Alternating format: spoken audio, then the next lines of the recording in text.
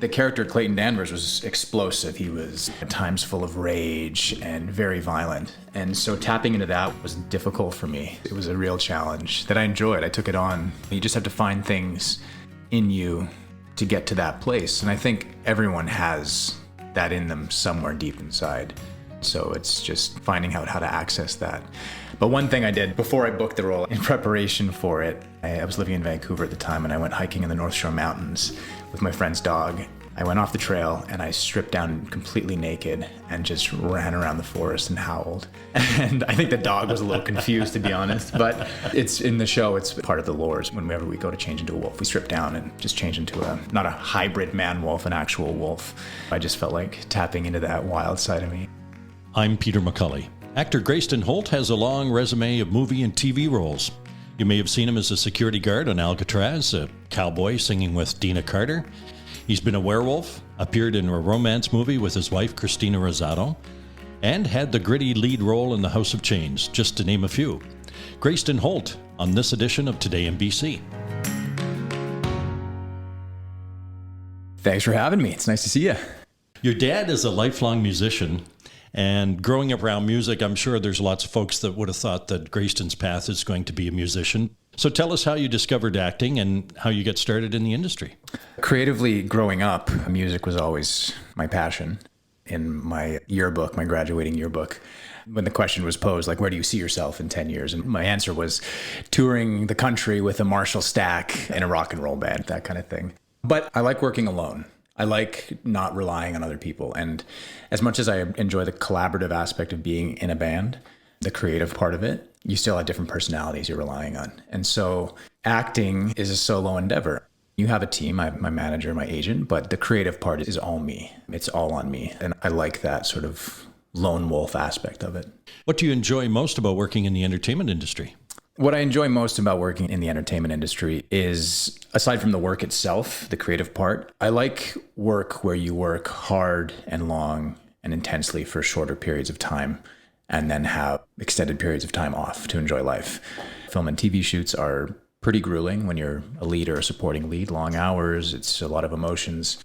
Egos are at play often, and it's exhausting, but then you have the time afterward to unwind, recoup, recharge, and enjoy other aspects of life that are meaningful to me. And I also enjoy the fact that every job is different. It's in a different place with different people, different script, different character. For me, that's something that I knew I always needed in my life, was not routine. And I think that's a part of being an actor that I really like. One of your very first acting jobs was on an epic miniseries with Steven Spielberg as a producer. It was entitled Into the West. So I'm interested in how that role came to you. You were a fairly young man. And what was it like to be in a movie that was produced by Spielberg with, as I say, an epic number of people in that cast? Yeah, that was very early on in my career. If I had a couple credits, I'd be surprised at that point. And I auditioned for it, got the role. It was my first on-location job. It was shooting in Calgary. It was by far the largest scale production I'd ever been on. It was a miniseries, but it was shot like a feature film. The budget was through the roof, and I was in awe of the machine. Like, it's one thing to do a bit part here and there on local smaller movies, but when you step onto a set like that, I'm still in awe whenever I get a chance to work on a production like that. But it was a blast. It was a Western. You really got to step back into that time period with the wardrobe, the revolvers, everything. It was a blast. Yeah. Yeah. I've looked at the IMDb credits on that movie, and there's well over 200 actors. Yeah. It was a huge production that spanned many eras and timelines. The logistics alone of gathering up a cast like that and making sure everyone fits into place and works for the story. I think casting directors are largely unsung in the industry, but I find it's so crucial, especially when you have a cast that large, for it to all fall into place. And sooner or later, they're your best friend. Yeah, it's a love-hate relationship. I've been doing it for so long in this country that I have a pretty good relationship with most of the bigger casting directors, but going down to the US, it feels like you're starting over again. They don't really recognize your Canadian credits. It can be really hard to break in and make an impression down there. But the good ones are good at what they do, and they are often a crucial piece of what makes a production come together. Also, very early in your career, you co-starred in Durham County and played the role of Ray Prager Jr. His father was a serial killer. What appealed to you about that role? Many things appealed to me about that role. I auditioned for it, I got it, and I was happy to get it. And then, as often when you audition for roles too, there's minimal information available. Scripts aren't often even available. So you have a character summary and some audition sides, some scenes that they pulled from the scripts. You audition, you hope to get it. And I remember I liked the material, but I fell in love with it as I received scripts and started to dive into that world and that character. And it was a dark show. It was very dark, but it was beautifully written. I had an amazing group of castmates whom I learned so much from. It was my first real big job that I got to sink my teeth into. I feel like that project was a real turning point for me. When you get bit parts here and there, it's hard to imagine it as a career. You hope it'll pan out for you, but nothing's guaranteed. So being a series regular on a series, shooting in Montreal away from home, it felt like, oh, this is good. I was getting paid decently. I loved the project. It felt like I was actually doing the work. And so that for me was a real turning point in terms of being like, wow, this is really what I want to do. And I want to pursue this hard.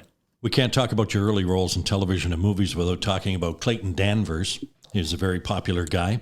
You were nominated for a Leo Award for your role in Bitten, playing a werewolf. I'm really interested to know how you prepare every time you step on the set. I have so much to say about that role. It was 10 years ago now that we shot that as well. When you get the lead in a series, you think that they're going to just keep coming. And that's not the case. You still have to get out there and grind. So that show and being part of it was a really special time. And in terms of the character, that was, I think, the most challenging role for me because I've never been in a fight in my life. I'm not an aggressive person. I avoid conflict at all costs. I hate conflict, especially physical conflict. And so the character Clayton Danvers was explosive. He was at times full of rage and very violent. And so tapping into that was difficult for me. It was a real challenge that I enjoyed. I took it on. You just have to find things in you to get to that place. And I think everyone has that in them somewhere deep inside. So it's just finding out how to access that. But one thing I did before I booked the role, I was being flown out to Toronto to screen test for the role. And that's sort of the last step in the process of getting cast. I was reading scenes with the other actress who'd been cast as my fellow lead. Very nervous going into it. And in preparation for it, I was living in Vancouver at the time and I went hiking in the North Shore Mountains with my friend's dog. I went off the trail and I stripped down completely naked and just ran around the forest and howled. And I think the dog was a little confused, to be honest, but it's in the show. It's part of the lore. Whenever we go to change into a wolf, we strip down and just change into not a hybrid man wolf, an actual wolf. I just felt like tapping into that wild side of me. You're lucky you didn't get arrested. Yeah, I'm just researching for a role, officer. You played the part of Sam Neill in flashback sequences in the television program Alcatraz. I think it ran for about 3 seasons and you were very early in on it. It was well received. I'm wondering, did you actually get to shoot on the island of Alcatraz? Because that just looks like a fascinating place to visit to me. Yes, I was flown down to San Francisco and we had a few days of filming on Alcatraz itself, which was a pinch myself moment because it's such an iconic location. And we were there after hours, after the tourists have left. We had the run of the place. It was really eerie too, because we were there at night doing night shoots and basically we're allowed to walk around wherever you wanted to when you had time off. Yeah, that was particularly cool. That was one of those sort of highlights in the career for sure. And then what was incredible is we just shot there for some establishing exterior shots. We did some interior as well, but they built an insanely accurate replica in Vancouver of the interior of the cell blocks and some of the other locations, that working metal doors. Set deck is amazing, and set design, like what these people can do is incredible. But yeah, being there in person, there's nothing that beats that. You show up in a number of sci-fi shows early in your career: Smallville, Flash Gordon, Stargate Universe. Most recently, I think probably Batwoman. Do you enjoy the genre? I do. I think part of why I've done so many of those shows is because I've been an actor based in Vancouver, and Vancouver's long been the sort of sci-fi hub. And I like it. With sci-fi, everything's a little heightened in terms of dialogue and delivery and all that. You get to step into these pretty fantastical, insane worlds and often have very interesting wardrobe, and you're holding weapons you've never held before, and there's aliens, or you're acting to a green screen and there's a guy with a green ball that's supposed to be a monster and you're terrified of it and you feel like an idiot. And so it's fun. There's a lot of unique challenges in doing sci-fi, but I had a blast doing it. You mentioned being a Canadian actor versus working in the United States. Perhaps we could pursue that for a moment. You spent time in California looking for acting jobs to further the career and the resume. Are there advantages to being a Canadian-based actor versus a Canadian actor in the U.S.? Yeah, I think there are certain advantages. Obviously, if you're shooting for the top, you want to break into the American market. But I think you can make a good living being a Canadian-based actor. And it's also lifestyle, too. That's important for me and my partner, Cristina, is there's a grind going down to LA. It's not very forgiving. It can eat your soul away. It's a very unique place. If you're in the industry, especially, it's hard to avoid. It's all consuming when you're down there. But in Canada, I find, and living on Salt Spring Island now, where I grew up, I find I can really remove myself from it when I need to, which is most of the time. I love what I do, but it's also my job, and I like to be able to separate the two. And so I find being in Canada, it allows me to do that more. And also for the work itself, a lot of American productions, they get a certain amount of tax credits for hiring local actors. So, there's a good amount of work to go around as a Canadian living in Canada who's paying Canadian taxes. So yeah, there's benefits to both. It's just for us, the choice is mostly lifestyle. And these days, everything's so remote. It was going in that direction pre-pandemic, but since the pandemic, if we have an iPhone and a tripod, we can tape auditions wherever we are in the world, upload them. We're good to go. We can just live where we want to live. I wanted to ask you about a show you were in recently, which was Night Agent. It was the most watched show globally for a couple of weeks, and I think in the top 5 of Netflix all-time most watched series. And you played the role of a bad guy, but a really smooth bad guy. I was very grateful and fortunate to be a part of The Night Agent. I did play a bad guy, but I feel like I was a bad guy with good intentions, if that makes any sense. If that's not an oxymoron. I had a blast on that one. It was a big production, fun, fast-paced show. And then the success that came after was, I wouldn't say it was a surprise to me. I thought we did some good work on that.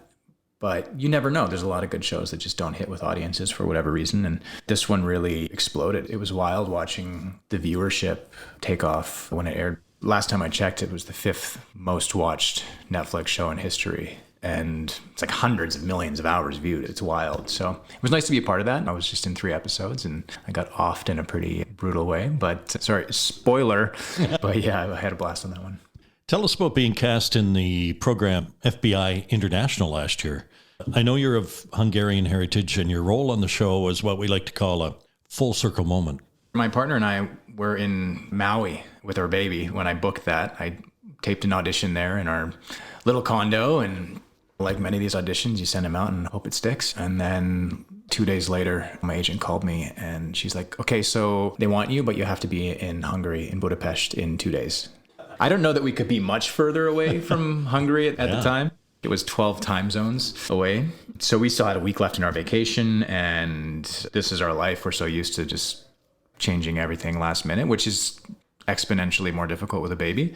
But we did it. We caught a night flight out that night, and we got home back to Salt Spring, and the next day I flew out to Hungary. I was to play a corrupt Hungarian national police officer, and like you were saying, my heritage is Hungarian, and I've always wanted to go, and I was always hoping that a job would take me there.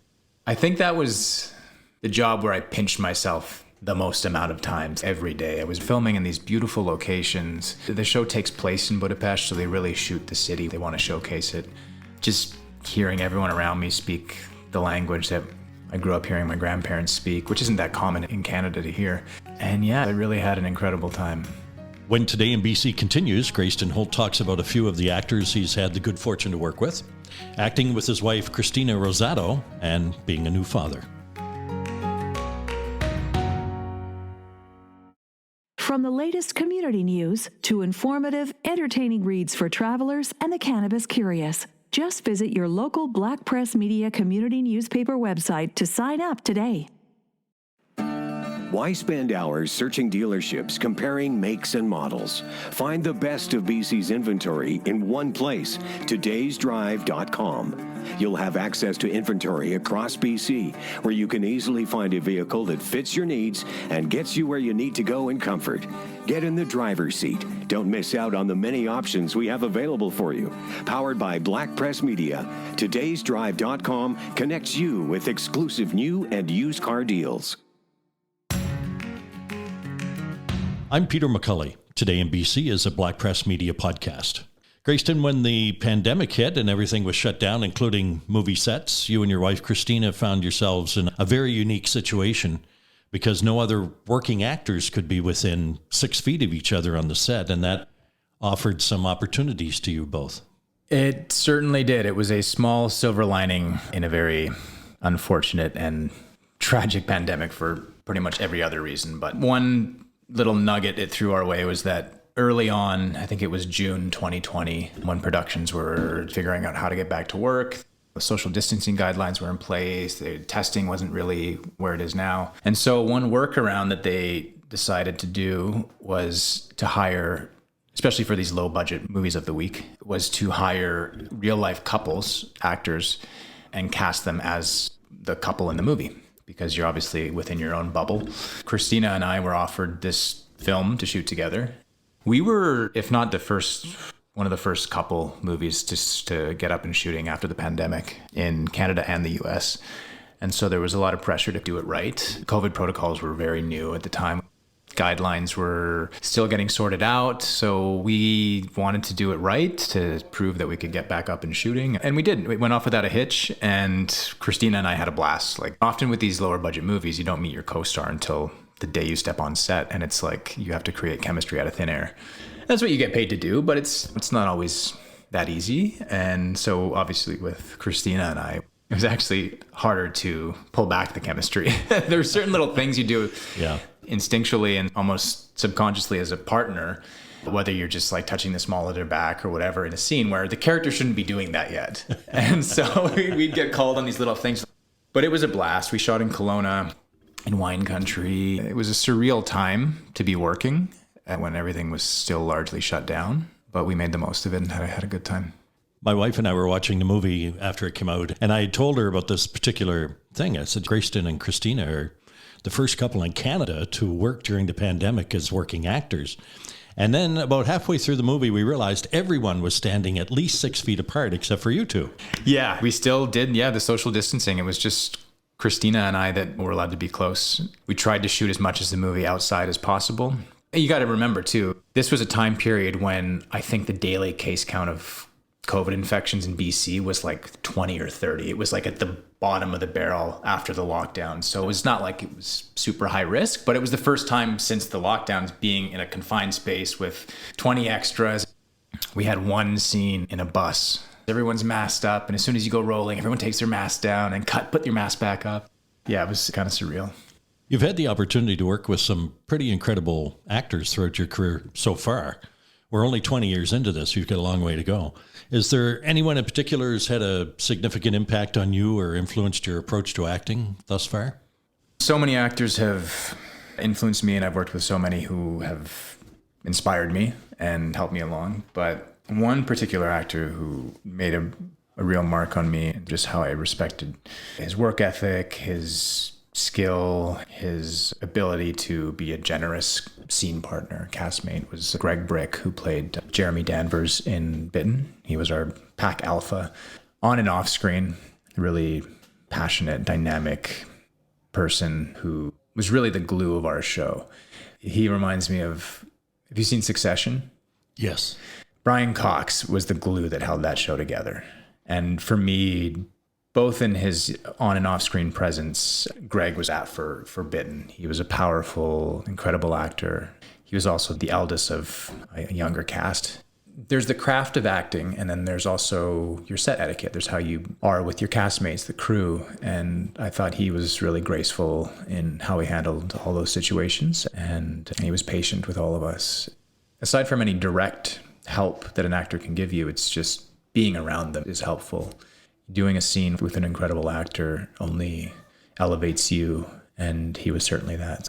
Let's call this the speed round. Perhaps you could offer a short comment or two or a story on these actors that you've been on the set with. And we could start with Allison Janney, best known for The West Wing in my world, and more recently the movie Lou.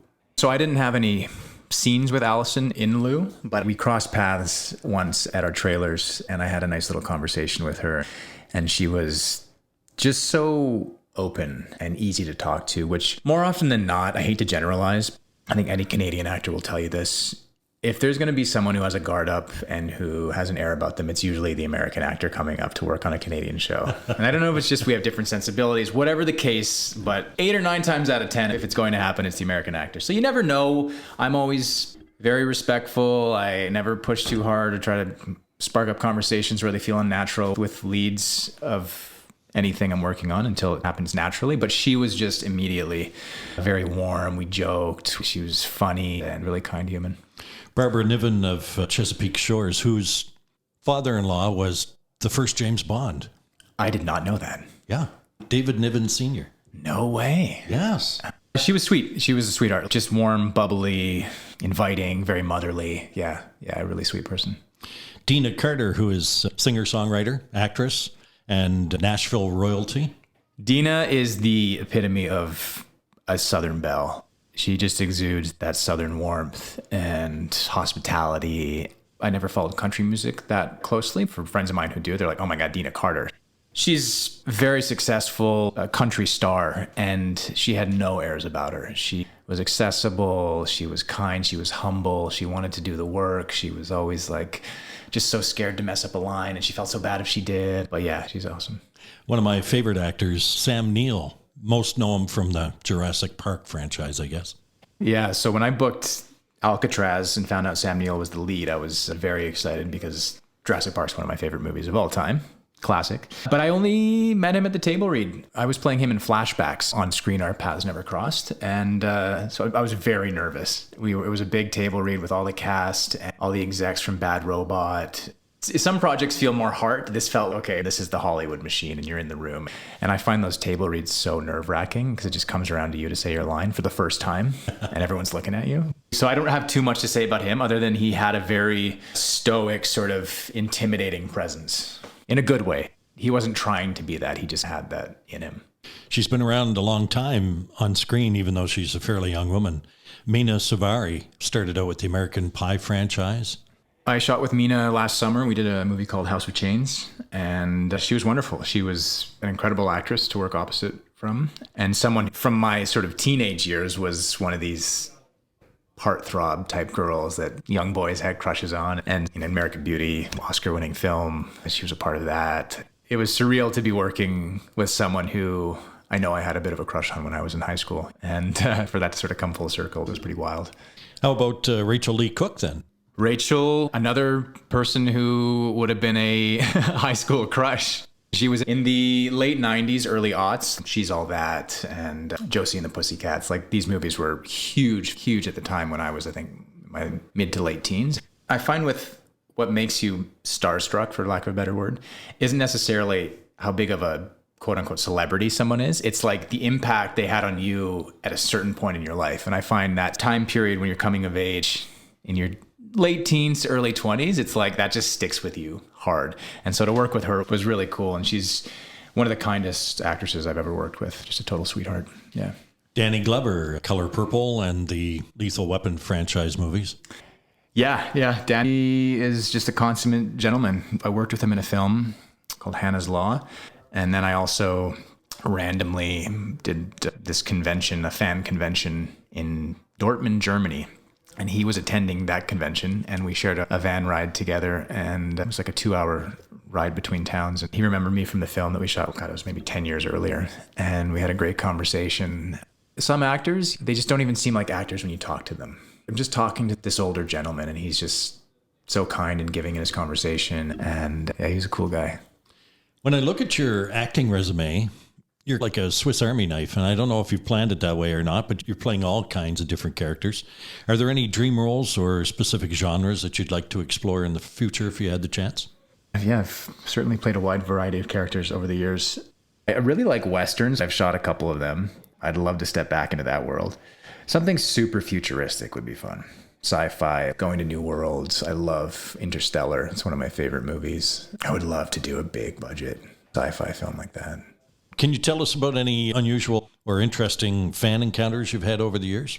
I haven't had anything super unusual in terms of fan encounters. I get fan mail here and there. I've met many fans at various fan conventions who draw a picture of you and bring it, and they're really proud of it, and it's very sweet and that kind of thing. But nothing overly unusual, I would say. I just find fandom in general unusual. I don't have that in me, so I had a couple younger girls, I think it was at the height of Bitten when the series was airing, that were like, you could see them like visibly almost shaking. They were so nervous.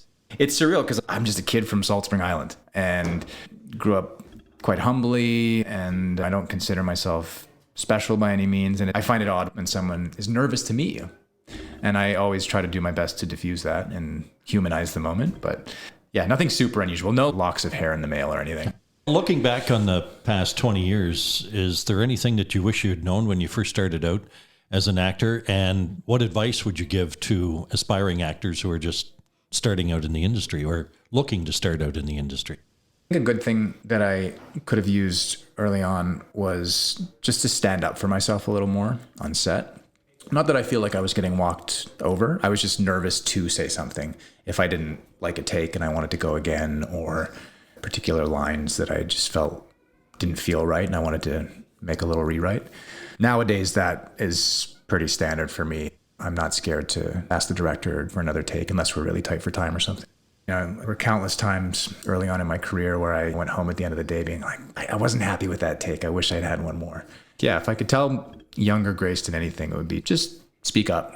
What are your thoughts on the changing landscape of television and the rise of streaming platforms? How have the streaming platforms and the difference in the industry in the last 20 years changed or affected your career? There's certainly more content being produced these days. For better or worse, there's a lot of good stuff out there, but it also seems like a lot of streamers are just pumping out content because they can and they have the money. And they don't have to worry about, again, for better or worse, they don't have to worry about advertising dollars, bottom line viewership numbers. They don't have to worry about as much. As long as Netflix has its tens of millions of subscribers and they're making money, they'll just put out what they want to put out. The one thing that, and this is what the writers are striking out, is the traditional sort of television model was that you shoot the show, you get paid for your time, and then over the years you get royalties based on it viewing again, based on it selling to another network or another territory. But with the streamers, there's no deal worked out for that yet. For instance, you could work for Netflix. They'll pay you for your time. It could be the number one show on Netflix, hundreds of millions of hours viewed, and you don't get anything afterwards. There's no kickback, there's no royalties. And so the writers, and I think even SAG, the Screen Actors Guild in the US, they're trying to work out something that makes more sense, because it's not fair the way that these streamers and studios are running it right now. It's an interesting time. I grew up in a time where none of this was even on the horizon. And I have a soft spot for the old days of just turning on the TV. And we actually just got cable again recently because, I don't know, there's something about the amount of times we go to watch something on Netflix, and I'm sure a lot of us do this. You start flipping, shows how old I am. You start like looking for something to watch.